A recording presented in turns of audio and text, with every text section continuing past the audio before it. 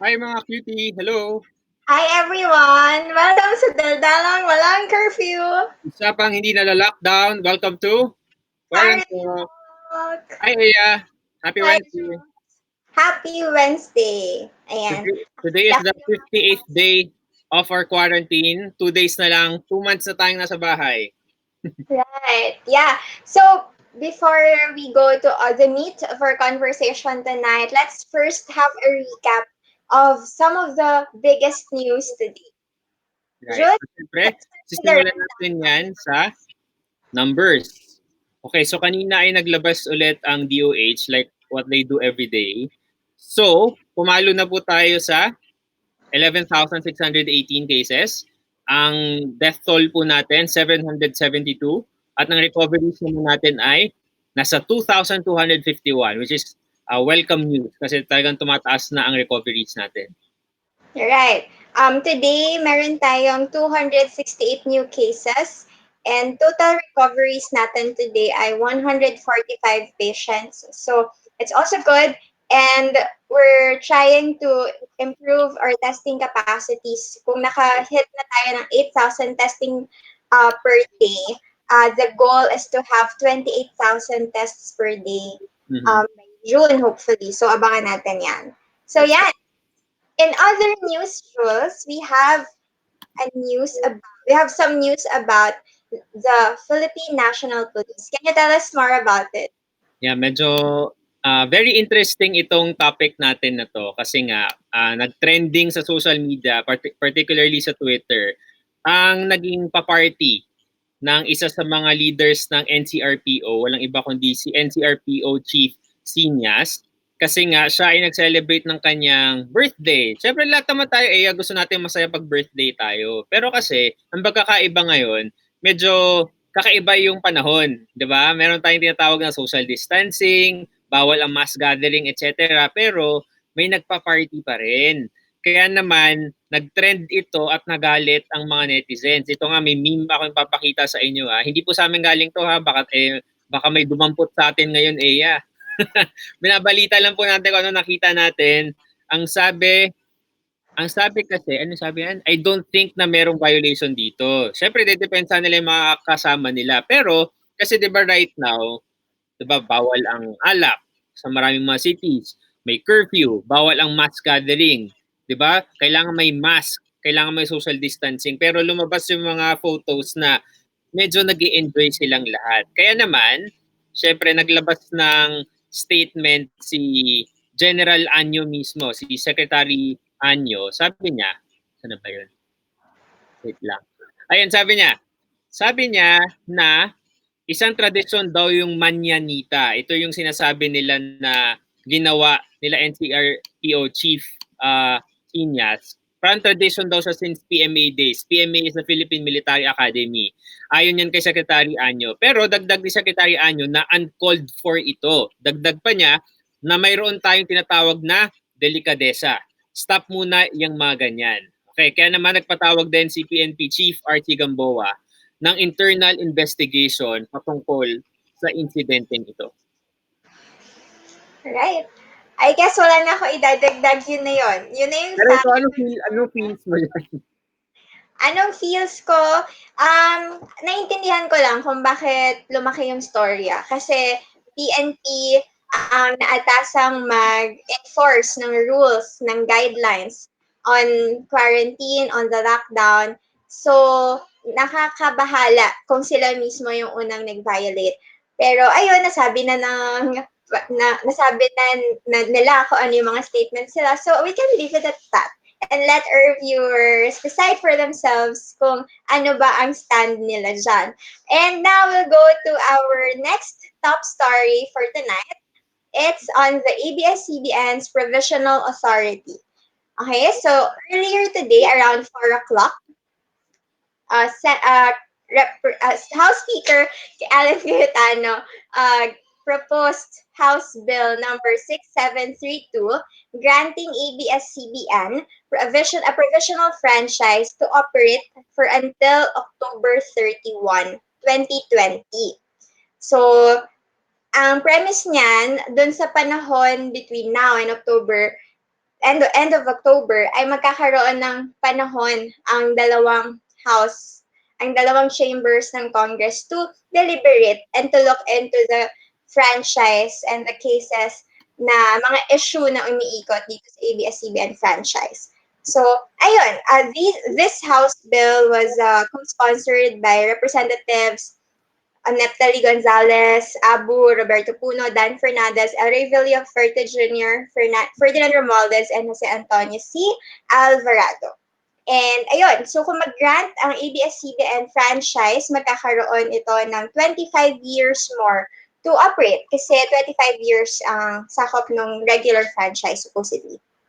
Ayan, but an update, there are 11 bills currently in the Committee on Legislative Franchises sa lower house na nandyan pa rin. So tingnan natin kung yan ay maaasikaso sa mga darating na buwan, even after giving this provisional franchise for until October.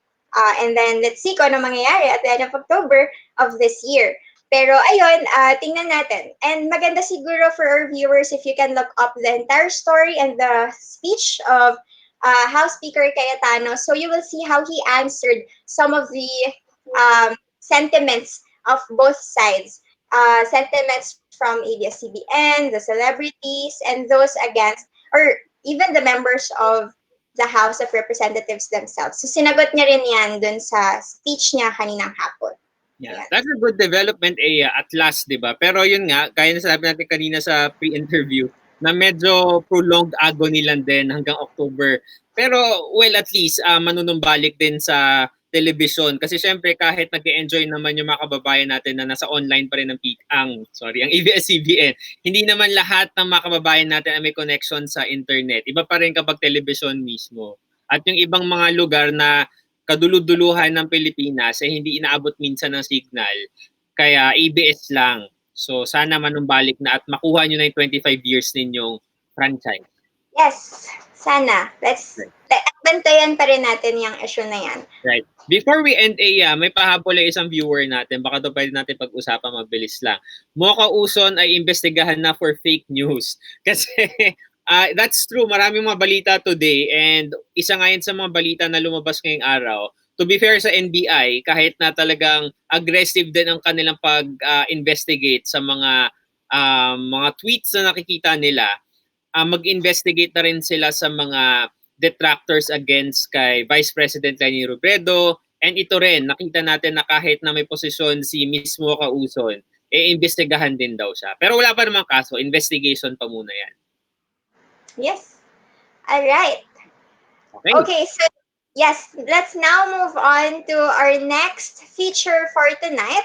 On QuaranTRENDS, we will talk about some of the theater productions that you can enjoy from the comforts of your home for free. Kasi nga, syempre, nitong nakaraang linggo, dumadami na yung mga free streaming ng mga ng theater, ng musical productions online. So now, we decided to collate some of these and present it to you. So Jules, let's start with some international productions that we can share. Okay. Alam mo, sobrang fan ako ng mga musicals and isa dito sa mga favorite ko ay yung kay Andrew Lloyd Webber, yung Joseph and the Amazing Technicolor Dreamcoat. So yun yung pinakauna na nilabas nila during this quarantine. And then meron ding Jesus Christ Superstar, of course, the very popular Phantom of the Opera, yung Cats, this Friday naman siya lalabas. So at least, diba, from the comfort of our homes, within 48 hours, pwede mong ma-access yung ilan sa mga pinakamagaganda musicals na pwede nyo mapanood sa Broadway or sa West End or kung saan-saan teatro sa buong mundo. Right. And locally, meron din tayong mga aabangan. Pero siguro I will start with, before that, I'll start, kasi feeling ko mahaba yung kwentuhan natin dyan.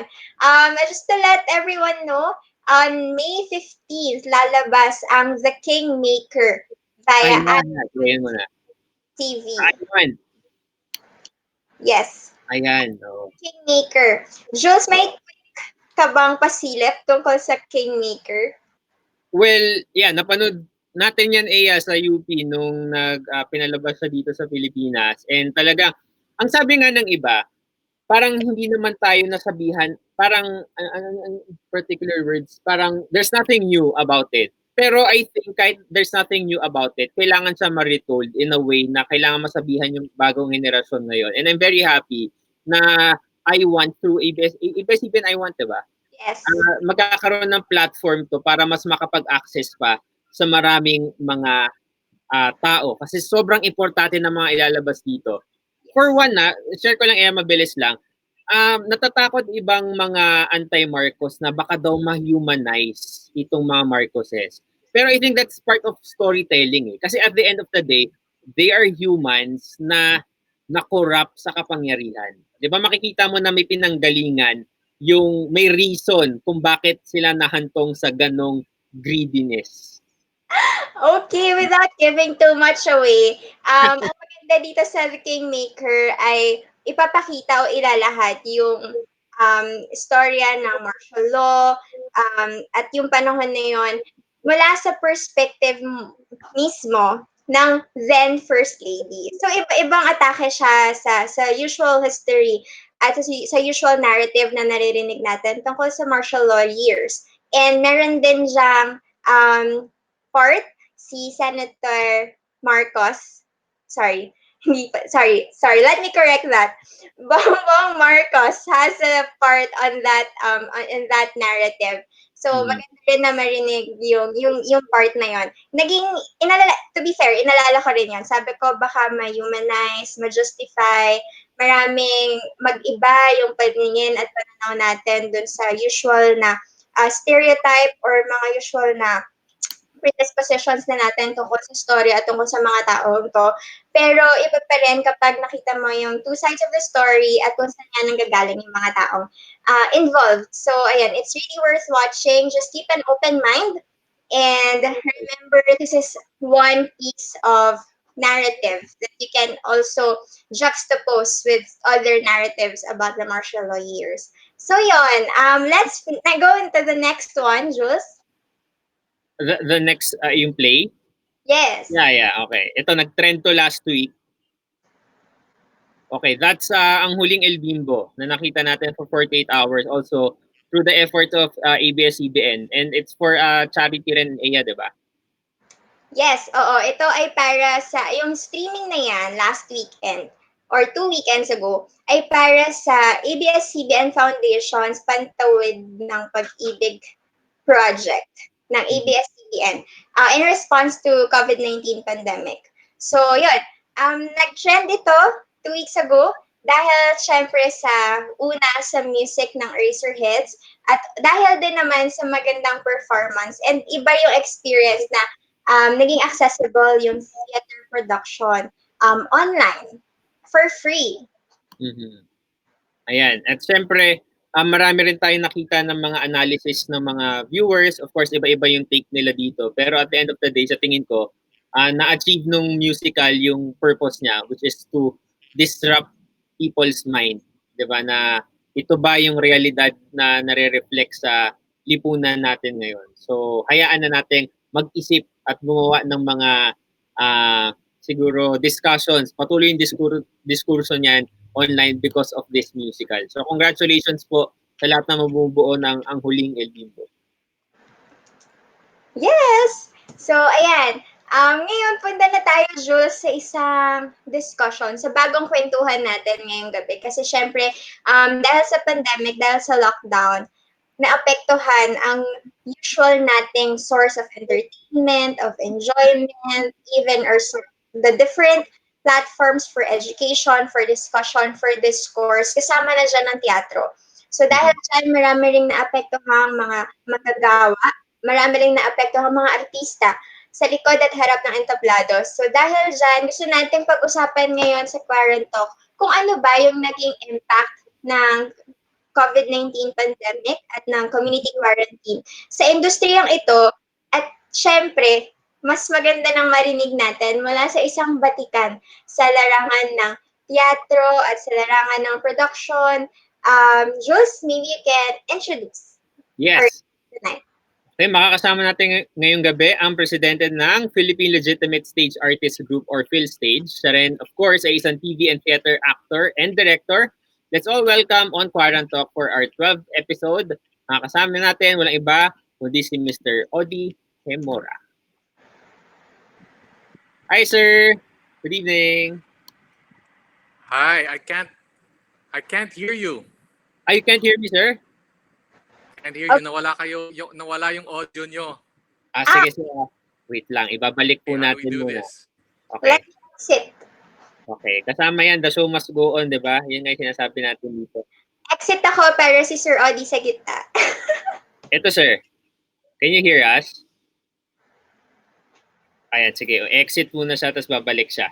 Okay. Ayan, so si Sir Odi, isa siya sa mga veterano na isa sa mga veteranong theater actor sa Pilipinas.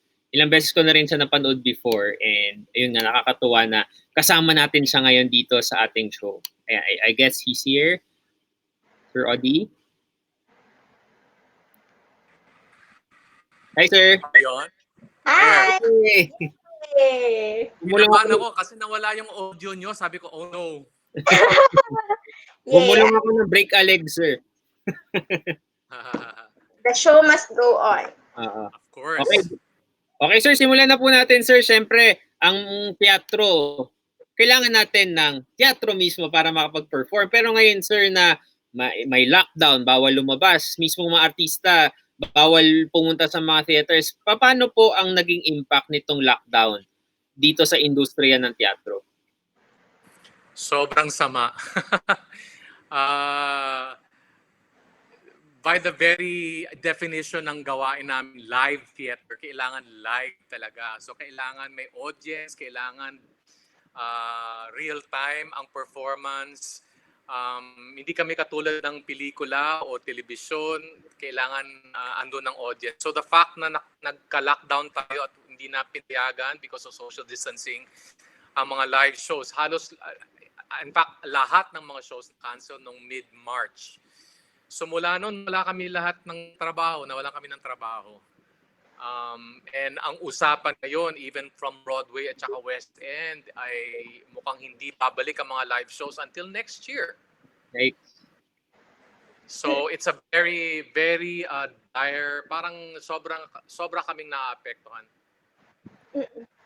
Actually, I think may study po ata or estimate ang PhilStage on the estimated loss of revenue. That's almost 270 million pesos for these canceled productions.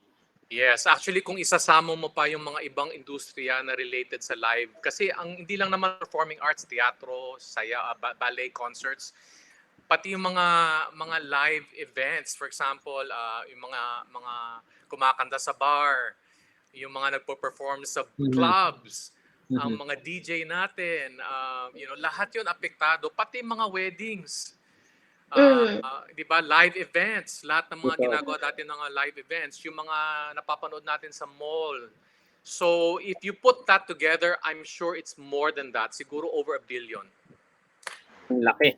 Sir, para may idea yung viewers natin, paano nga ba ang contract ng ating mga actors on stage, yung mga behind the curtains din, paano ba yung kontrata nila at paano yung epekto nitong lockdown sa kanila?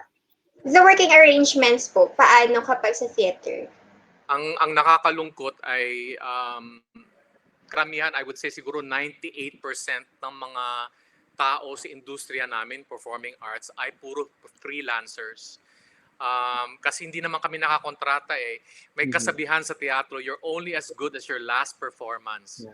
So pagkatapos ng show namin, yun na yun. Maghihintay na naman kami ng panibagong tinatawag naming booking o ng bagong trabaho. So yun, 98% ng mga tao sa performing arts industry, at hindi lang mga artista, kasama na doon ang mga production people, mga technical people, yung mga nag-a-usher, lahat yun apektado, lahat yun freelancer. So pag walang show, walang trabaho. Hindi kami regular na empleyado, hindi din kami qualified kasi hindi ba may mga benefits ang gobyerno na dapat, ang DOLE for example, kailangan regular worker ka. Hindi kami, we don't fall under that category kasi freelancers kami. So, yun, talagang apektado. Kaya kami na mismo, kusa kaming gumawa ng mga initiatives para mag-raise ng funds para sa mga colleagues namin na di-displace, umawawala ng trabaho kasi alam na namin na medyo this is serious. Marami sa amin talagang mahihirapan. Hindi naman lahat malaking artista. Hindi Yeah. naman lahat malaki yung sahod. So paano naman yung mga maliliit na yung mga production people, mga di ba, production assistants, mga technical people, mga gumagawa ng set, Yes. yun. Sir, to paint the picture for everyone also, sa isang usual production, kahit na monologue yan, o kahit dalawang tao lang ang nasa stage na nakikita ng mga tao, if you can give us an estimate of how many people are usually involved in one staging, in one night, for example, how many offstage staff are there? Nako, kahit isang tao lang yan, sabihin natin, yung tinatawag na one nagmonologo, sabihin natin isang komedyante like John Santos, no, nagsasalita dyan. Ang hindi nyo nakikita ay mga production people na mga bahagi ng produksyon. You know, may script writer, may director, may gumagawa ng ilaw, yung nagmi-mix ng sound, yung kanyang mikropono, yung gumagawa ng set, yung naglilinis ng set. So siguro kahit one-man show kung minsan, siguro it's a staff of, I would say at the very least, siguro 15. Now, habang lumalaki yung show, mas maraming ang involved, you know. At saka hindi mo pa binibilang diyan yung ilang buwan mo ni-rehearse yung show na yan. So, parang hindi ka lang nawalan ng isang trabaho, sabihin natin nawalan ka ng show, no? Like say, kami, na-cancela yung show namin sa CCP. Yung ballet ni Alice Reyes na Ramahari, you know, my God, I mean, ilang dancers yun? Mga ballet dancers, siguro yung cast namin, siguro mga sa 60, 70. Yung mga singers namin na kumakanta ng mga kanta ni Ryan Cayabyab, siguro mga ano kami, 20. Pero hindi pa counted yung production people, yung costumes, yung mga, basta ang dami talaga. So siguro like Rama Hari, yung show, nung nakansela, siguro nakapag-displace ng 150 people na wala ng trabaho dahil sa show na yun. Grabe. Sir, speaking of those people, for sure you have reached out to them already.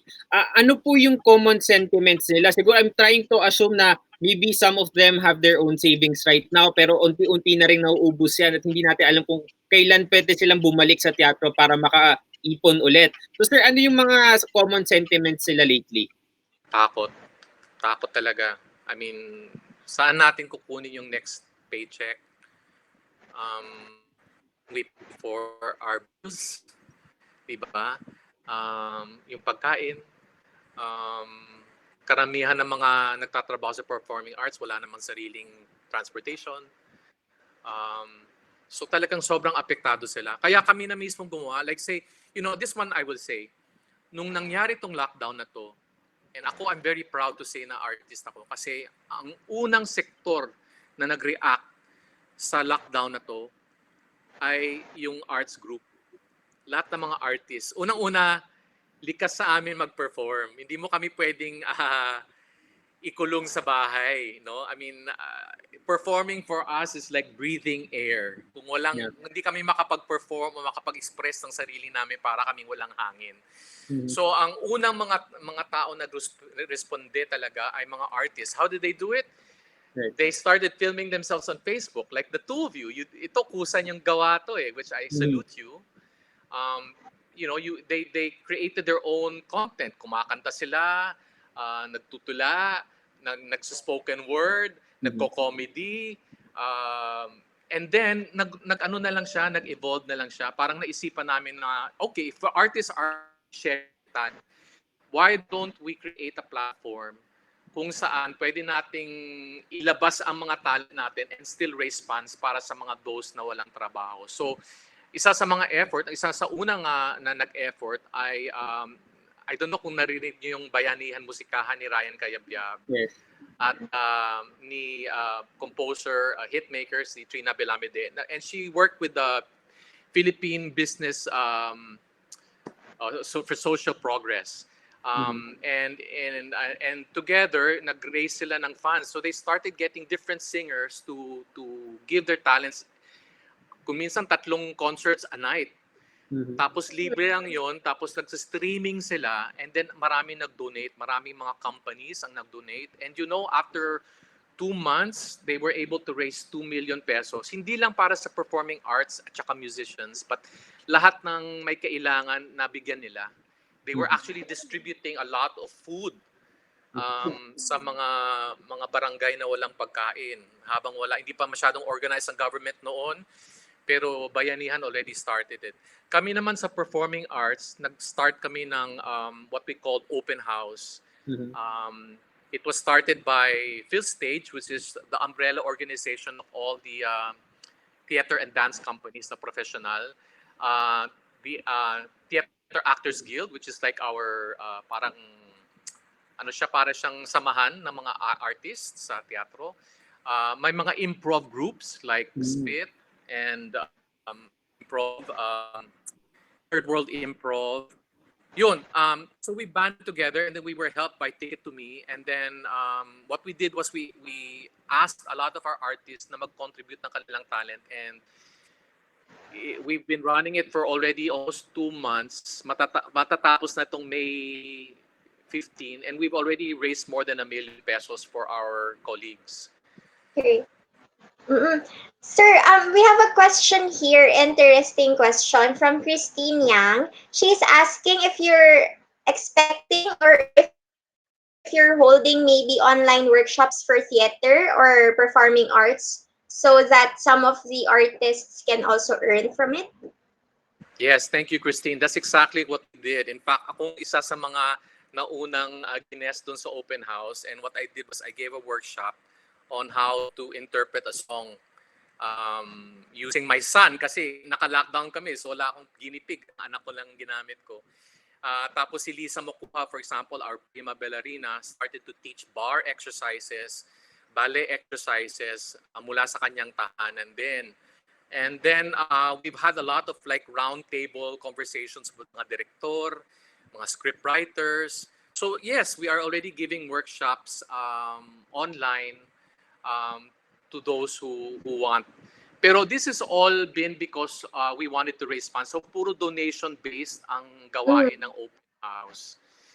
Pero ngayon na patapos na yung donation phase, I think all of us understand na itong problema na to ay tatagal pa.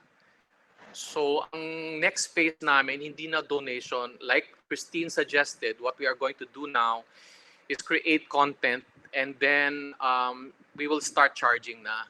Right. So pwede kang mag-access ng a particular workshop na interesado ka, and then you will have to pay, so that in turn, yung mga artist naman ang mababayaran.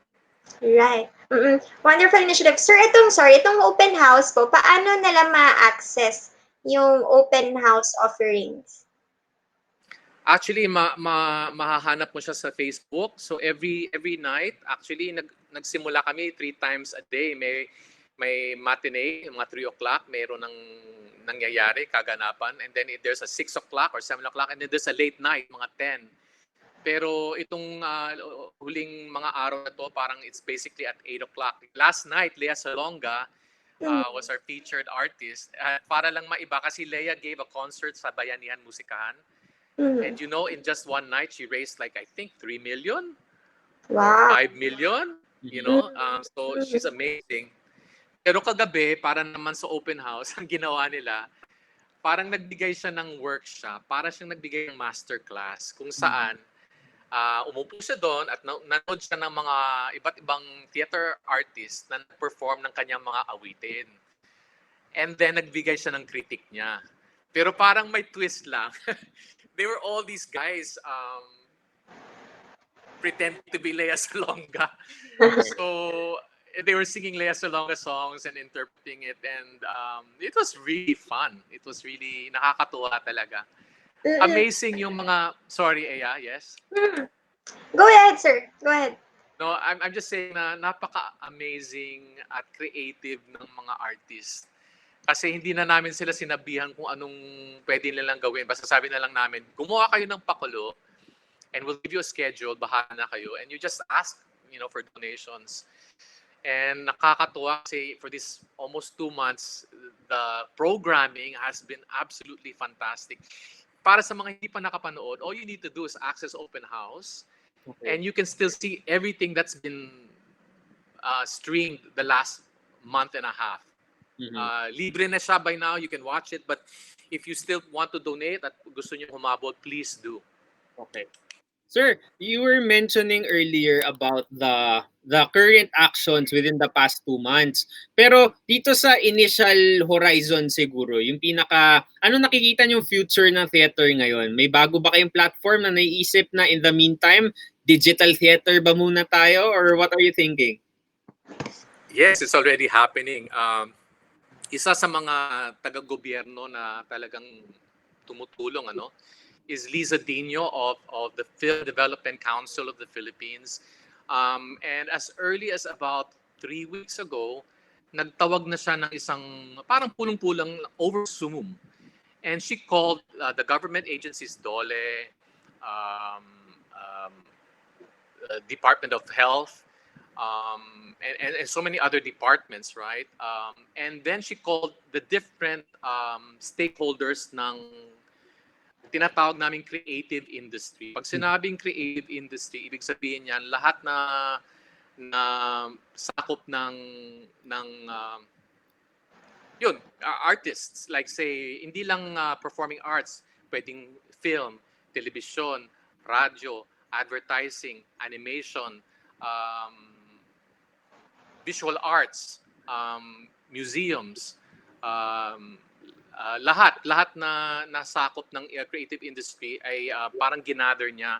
And I was telling Jules this earlier that this is the first time that these different sectors came together. So parang blessing in disguise itong COVID kasi parang napilitan kaming mag-organize. Yeah. The creative industry, if you put it together, it contributes billions of pesos sa ating GDP. But the government doesn't know us. Hindi kami kilala. Hindi recognized po, nung naglista sila ng mga iba't ibang industries in the country, hindi sakop ang creative industries.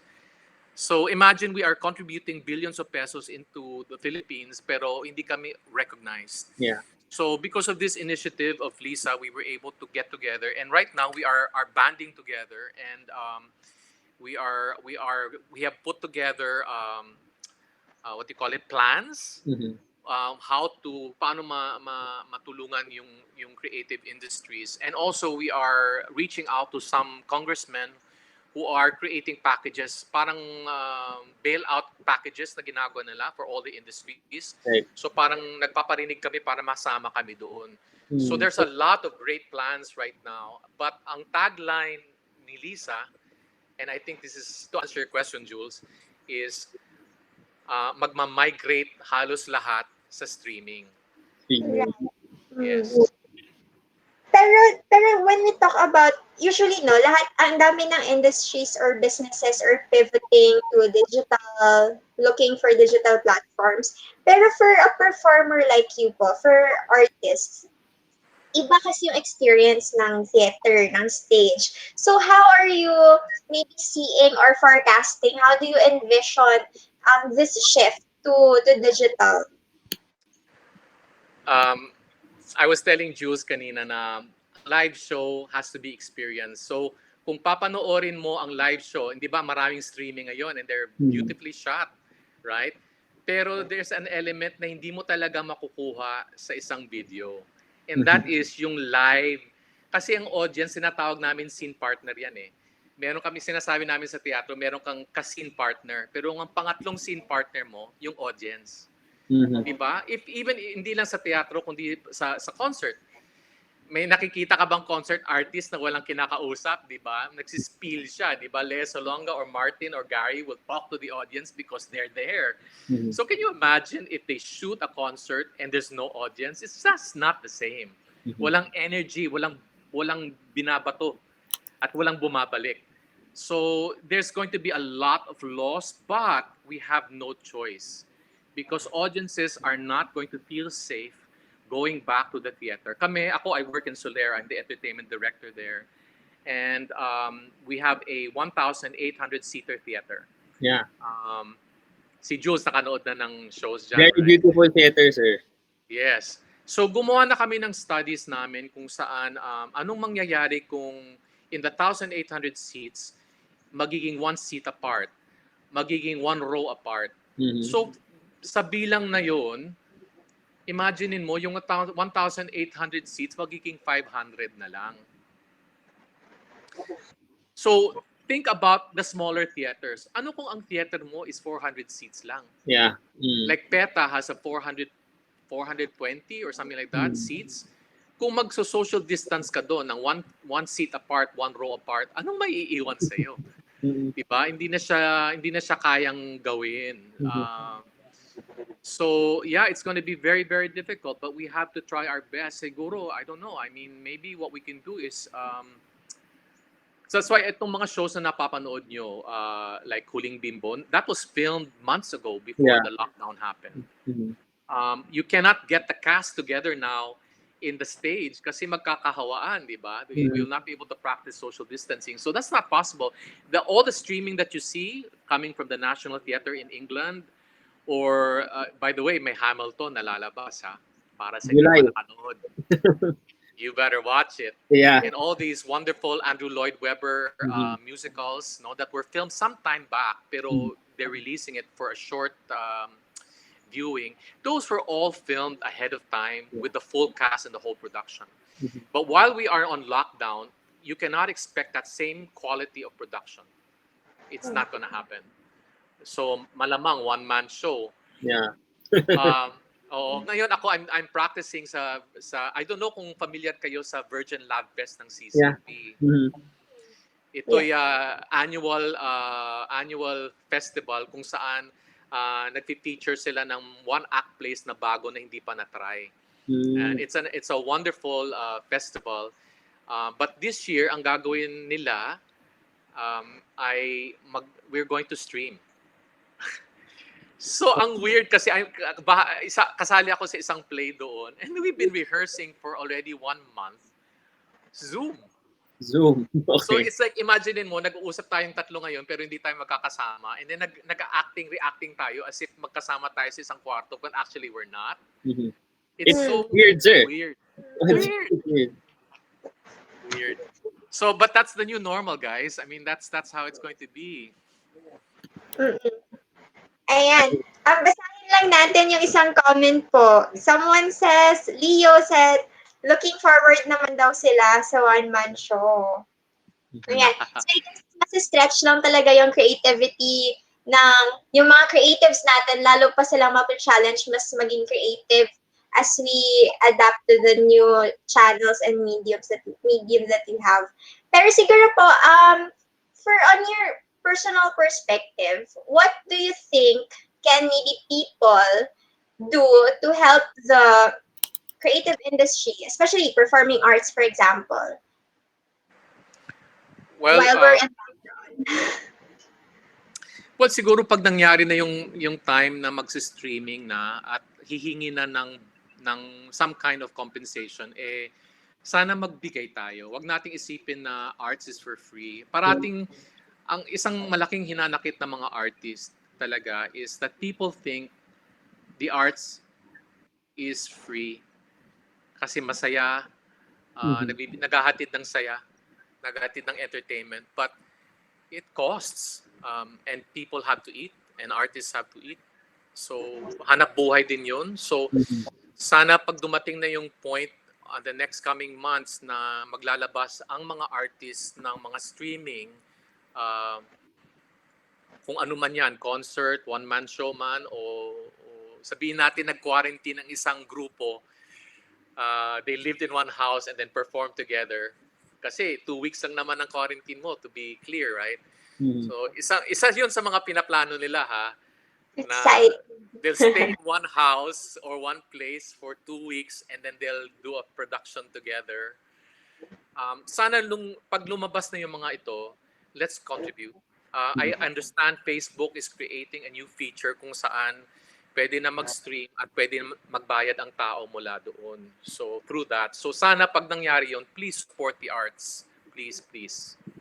Okay. And sir, may shinare din yung isa nating viewer ngayon. Sabi niya in Washington na COVID positive, infected 53 out of 61 choir members in just 2.5 hours of rehearsal. Kaya impossible daw talaga ang rehearsal ng mga artists para sa theater. So, grabe yung uncertainty, sir. No? So, I heard kasi I interviewed rin po, Miss Liza Dino for Yes. Melco on PTV. Sabi niya, they are creating protocols then even sa mga scenes on TV. Bawal na yung kissing scenes, bawal na yung mga holding hands. So, grabe yung yung pag-disrupt nitong COVID-19 even sa arts mismo. So, ano sa tingin niyo sir maging effect nito sa storyline sa mga bagong plays din na gagawin? I don't know. I really don't know. Kasi you can only talk about this so much eh. Yeah. Diba? I mean, pwede mo lang naman i-stretch to pero after a while talagang hindi na siya believable. So, let's just really hope that in 1 year's time, in siguro by early next year, medyo marirelax na to and we would have found either a cure or a vaccine. But no, but again, art is a reflection of life. So kung anong totoo ngayon, yun din ang ipapakita ng mga artists. Makikita natin yan sa mga painting, sa drawing, sa animation, sa film, at saka sa teatro, at sa mga kanta, at sa poetry. So yeah, it's going to reflect what's happening now, but I hope not for long. Yeah. So na-imagine mo na lang yung kind of storyline na mabubuhay out of this quarantine and the kinds of art that we will see as days pass by. Siguro, Sir Odi, you can leave, like maybe as we wrap this up, your insights in this, maybe meron ka bang personal discovery about yourself as an artist during this quarantine period? What has it taught you, or mirror did you see as days passed during this quarantine period? Well, there are many. I mean, you've seen a lot of nice videos coming out, right? I mean, what's that guy's name? It's the Spider-Man with that wonderful thing he came out with. Did you see that? The most recent one? Yeah, the one when he came out, he was telling a story.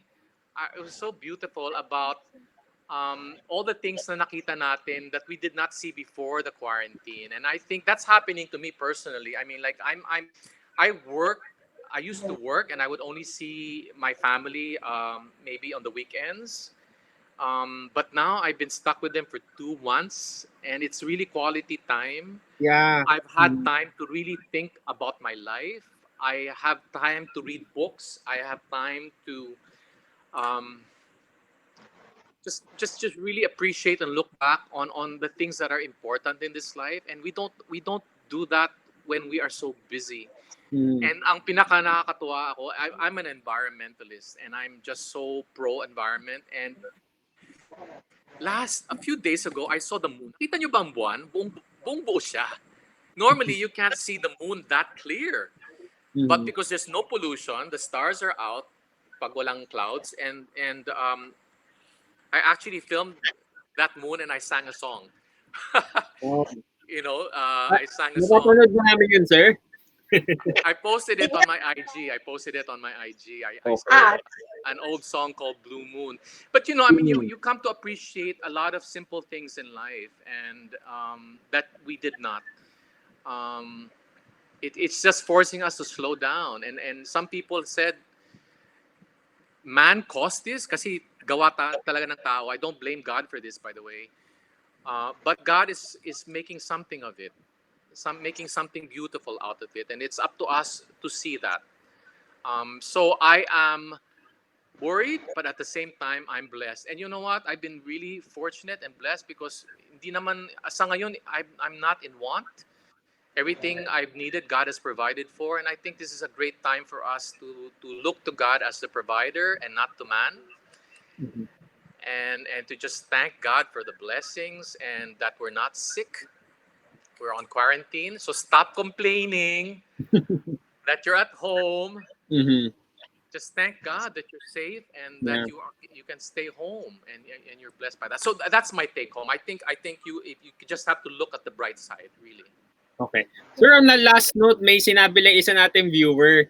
Kakanta kayo tonight, ha? Sir, we're not singers. So, sir, if there's, kung mapagbibigyan nyo lang po, if there's one song na bagay sa sitwasyon nating lahat, ano po yun?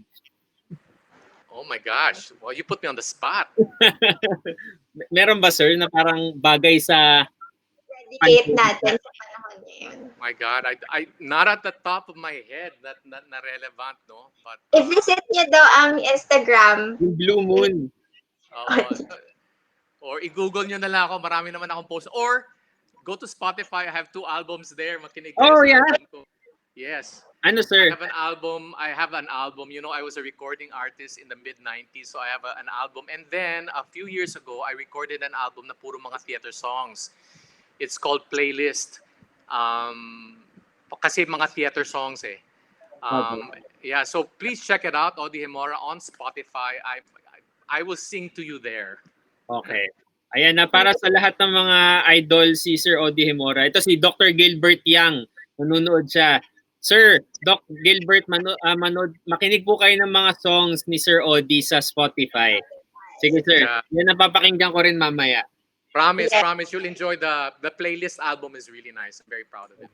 Sir, thank you so much, and hopefully talagang, I know everything's uncertain right now, sobrang frustrating, what more for all the other artists na hindi rin alam kung ano yung magiging future. So sir, maraming salamat at meron kayong nakikitaan na somehow direction na magpatuloy pa rin at mag-adapt yung industry. Thank you. Thank you for guesting me. And Jack, congratulations for the 2 of you kasi kayo mismo nag-initiate kayo ng sarili niyong show. Sana mag-spin off, maging really big hit, and it becomes a real TV show when we're back. Yeah. Thank you, Sir Odi. Okay, and if you want to guess other artists, let me know. Yes, sir. Please, sir. We'll talk po about that. Okay. Even on our Alright. show, sir. On ABSCBN and on PTV, we're looking for content as well. Yes. Game. Sige, sir. Congrats, Bye po. guys. Ingat, Maraming sir. salamat. Ingat po. God bless. God bless, sir. Alright, ayan. So, nakakatawa yan, no, na talagang kahit na very uncertain and frustrating yung mga bagay-bagay, talagang the show must go on pa rin. So talagang, sabi nga ni Doc Gilbert kanina, the world is a stage. So nandito tayo sa isang storyline na medyo hindi natin alam kung ano yung magiging resolution. So, tingnan natin kung paano. Yeah, I'm really looking forward sa kung ano yung mga bagong content na mapoproduce throughout this, I don't know, the next couple of months. Kasi totoo yun, yung art mirrors reality at some point. So, we'll see kung anong klaseng mga storya, yung mabubuo, kanta, tula, pelikula, diba? Let's see kung anong klase mga pelikula at short films yung mabubuo out of this pandemic. So, yun, excited din ako dyan. Pero syempre, sana nga, no, may panawagan tayo na kapag nakakita tayo ng mga bagong streaming, especially for artists as they maximize their platforms, sana supportahan natin through donations or by availing the I don't know, the content, if we have to pay for those to access it. I hope that we get to support our artists in this time. The same way na sinamahan nila tayo throughout this quarantine with all of the things that we are looking at. Ano ba tong mga viewers natin? Distract ako. Pinapunta tayo. Naku, wala po talaga. Baka magmadali yung bagyo pumunta dito. Ano ba kakating baby shark, ganyan. Minsan na po kami pinagbigyan ng talento sa pag-awit. Pero looking forward ako dun sa sinabi ni Sir Odi, yung ang tawag dito, yung Facebook na may streaming na rin. Yes. Grabe yung Facebook na talagang lahat meron sila. Yeah. Maganda rin yan sa Facebook kasi they stay true to connecting people, diba? So kahit kung ano man yung kailangan ng mga tao, they quickly adapt to things. So let's see how what they're gonna roll out in the next couple of weeks. Christine is saying something. Ah, Sa kinabukasan si John Santos and how it affects comedians and drag impersonators such as it. Sige po, subukan po natin kung ano po pwede nating magawa para maka-reach out po kay the John Santos sa mga veteran actors din. yeah. Jules, sorry, I have to ask this kasi question siya ni Ron Lopez. Nag-iisip ka daw ng kakantahin. Meron ka bang Spotify account? At kakanta ka rin ba? May mga may mga kinolate lang ako na music sa mga albums. Pero I'm a big fan of musicals ever since. So, yan, sila Andrew Lloyd Webber, lahat ng mga musicals. Actually, yun nga, di ba, manunod ako dapat ng Prince of Egypt sa West End. Pero, ayun, wala lahat.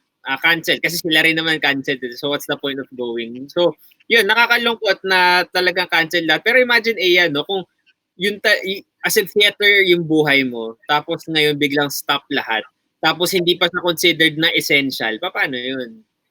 Diba? Paano yung future? Kasi wala siya sa GCQ, wala siya sa community quarantine. So paano yung magiging future nila? Sana mas pagtuunan ng pansin ng ating government din yung magiging future ng ating mga artists.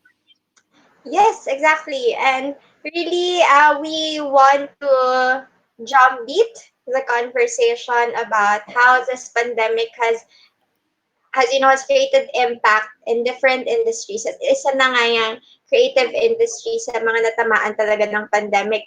So maybe I'll go to some of the initiatives that our viewers can also support. Alam ko si Ea magaling kumanta. Hay nako, Dio. Sige, habangan mo sa Instagram ko kung kakanta ako doon. Bawal po kasi alak ngayon eh. Kung may alak sana, di kumakanta na kami. Lakas ng loob ngayon. Alright. So, some of the initiatives, guys, na pwede niyong suportahan sa panahon ngayon, let's go to some of the initiatives for COVID-19 and actually for others. You know, as we stay at home, ito ang pwede niyong gawin at itulungan. First is Silungan, an online art exhibit for mothers and children of grace to be born. So yan po, yung mga artists, they share their work on Facebook through the Facebook page, The Sanctuary Project. And then you can share your resources, maybe you can donate. So that, and meron din yung in-kind donations. Nandiyan po naka-flash sa screen, and you can also check the Sanctuary Project on Facebook. And the theme for this month is about the struggles of women and children in times of crisis. So ang proceeds po ay mapupunta sa Grace to be Born. It is a non-profit NGO that helps pregnant girls and women. Yeah. That's one way that you can help while you're at home. Yan, happy talagang. Sobrang daming mga initiatives na pwede nating bigyan ng tulong. Ayan, talagang makulit po yung mga viewers natin. Pasensya na po talaga. Ipa-flash ko lang yung mga sinasabi ninyo pero wala po akong na-prepare. Alam nyo kung prepared po kami, kakanta kami. Feeling ko, di ba Jules? Kakanta ka ba? Siguro po kung manunod kayo sa Friday. Pwede po kasi season ender po namin yun. Ender po sa Friday. Baka kung anong gawin namin sa Friday. Bigyan po kami ng 2 araw para paghandaan yung mga request nyo. Doc Gilbert Yang, sobrang talented naman ni Doc Gilbert, no? I love musical side. I do musical acting and stand-up comedy. Ayan, so maybe we can guess some of the talented friends that we have para mapagbigyan natin ang mga mag-jamming tayo. Oo, on Friday. Friday night, yeah. Kasi sa industry po, kapag 13 episodes na, yun po ang isang season. And usually, yeah. So kung meron gustong gawin namin, suggest lang po kayo kasi wala pa po kami naiisip. namin sa Friday. Actually, sakto rin po kasi end supposedly ng batch talaga, ng period na ito ng ating ECQ. So after May 15, iba na namang klaseng realidad ang ating makikita pagising natin ng May 16. So tingnan natin yan. Kaya on May 15, sama-sama tayo dito sa QuaranTALK. It's the Pero 60th day of quarantine, imagine. Diba? yes, it's a significant day for this lockdown. Pero siguro before we go, let me just highlight again open house. Open house is an online fundraising project by Artists Welfare Project together with Phil Stage, Theater Actors Guild, the Third World Improv, and in cooperation with Ticket to Me. You can donate through Ticket to Me. Just look for open house at Ticket to Me. And then, yan, that's for the benefit of the performing arts community in the Philippines. Donations will be used as cash assistance for some of the vulnerable artists and workers in theater and in the creative industry in general. So ayan, tumulong po tayo through open house. Ayan, bisitahin niyo po sila sa Ticket to Me and search for them on Facebook. So hanggang May 15, may mga open house sessions. So tingnan natin kung anong surprise yung makikita niyo when you visit open house on Facebook. Ayan, so that's it for the Ambag for tonight. So sabi ni Doc Gilbert Christine Yang, maybe it's his daughter, no? Yes. Christine was commenting also earlier. Yeah, so she can play the sax daw. Bimbo. Talagang grabe yung impact ng El Bimbo sa mga tao, no? Pero yun nga, by the way, sobrang daming mga streamed na mga plays, lalo Dulaang UP, Orosman and Safira. Tama ba? Oh, It's on YouTube. let me just remind everyone watching us, please refrain from uploading these work online because these are offered for free and they are streamed for a limited period of time for a certain purpose, which is to respond to the needs of the people, vulnerable people due to COVID-19 pandemic. So, hindi po ito para i-download at i-re-upload at your own version. So, yan. So, caution lang po. You can be fined or even charged kung kayo ay maka-upload ng mga works of art, copyrighted materials online or anywhere if you distribute it. Okay. Ayan, so ano ba? Okay na ba tayo, Aya, or may gusto ko pa pag-usapan? Mag-usapan na El Bimbo o anto ka na? Dadami yung request kapag pinahaba pa natin yung show. Pero yeah, siguro some other time kasi we have a lot of thoughts about about El Bimbo. Yan, so, Yes, we can talk about it on Friday. On Friday. Mm-hmm. So we'll do a season ender on Friday, maybe a look back on the episodes that we covered. Kasi super daming issues natin pinag-usapan. Imagine 13 shows na nagawa natin since April 20. So, happy. Thank you so much sa lahat ng mga sumusubaybay. Okay. Yes. Stretch pa ba natin to hanggang midnight? Maraming salamat po for joining us tonight. Kita-kita ulit tayo dito sa Daldalang Walang Curfew. At usapang di nalalockdown, ito ang QuaranTALK.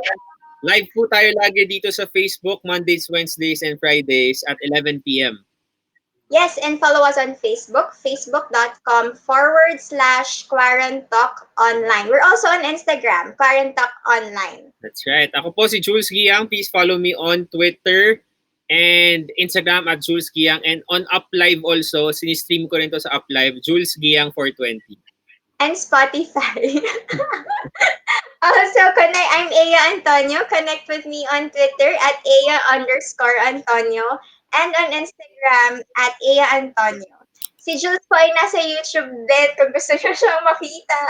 Ito rin naman yung laman. Okay, good night, guys. Good night. Thank you.